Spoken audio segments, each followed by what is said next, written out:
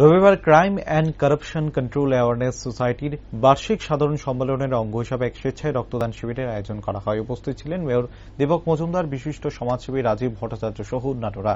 এদিন সংগঠনের কর্মী সমর্থক সহ অন্যান্যরা স্বেচ্ছায় রক্তদানে অংশগ্রহণ করেন। পরে বক্তব্য রাখতে গিয়ে দীপক মজুমদার বলেন, সামাজিক এমন বহু অপরাধ রয়েছে যেগুলো প্রশাসন এক প্রকারের মাধ্যমে তা নিয়ন্ত্রণ করা সম্ভব নয়। তার জন্য প্রয়োজন সমাজের বিভিন্ন অংশের মানুষের সমবেত প্রচেষ্টা। যদি প্রত্যেক সচেতন জনসাধারণ সমাজকে সুন্দর সুস্থ রাখার লক্ষ্যে বিভিন্ন প্রকারের অপরাধের বিরুদ্ধে সরকারের পাশে থেকে সরকারের সহযোগিতার মাধ্যমে গণ আন্দোলন তৈরি করে, তাহলে বিভিন্ন ধরনের সামাজিক অপরাধকে নিয়ন্ত্রণ ও প্রতিরোধ করা সম্ভব হবে। অন্যদিকে মুখ্যমন্ত্রীর আহ্বানে সাড়া দিয়ে যেভাবে সকলে রক্তদানের মতো এই মহৎ কাজে এগিয়ে এসেছেন, তার জন্য প্রত্যেককে ধন্যবাদ জানান তিনি।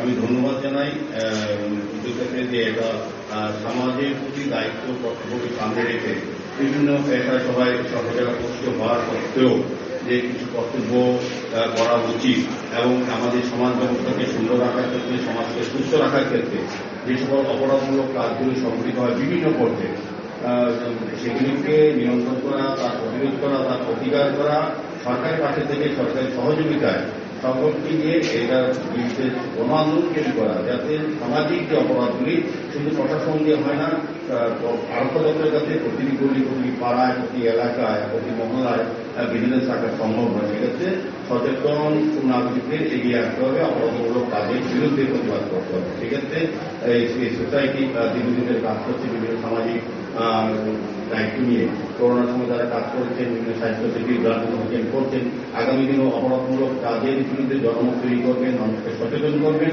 সরকারের কাছে কাজ করবেন এই আশা রেখে। এবং এই ব্লাড ডোনেশন ক্যাম্প করার জন্য আমি বলব যে আমাদের এই ব্লাড ডোনেশন অত্যন্ত প্রয়োজনীয়, মাননীয় মুখ্যমন্ত্রী আবেদন রেখেছিলেন।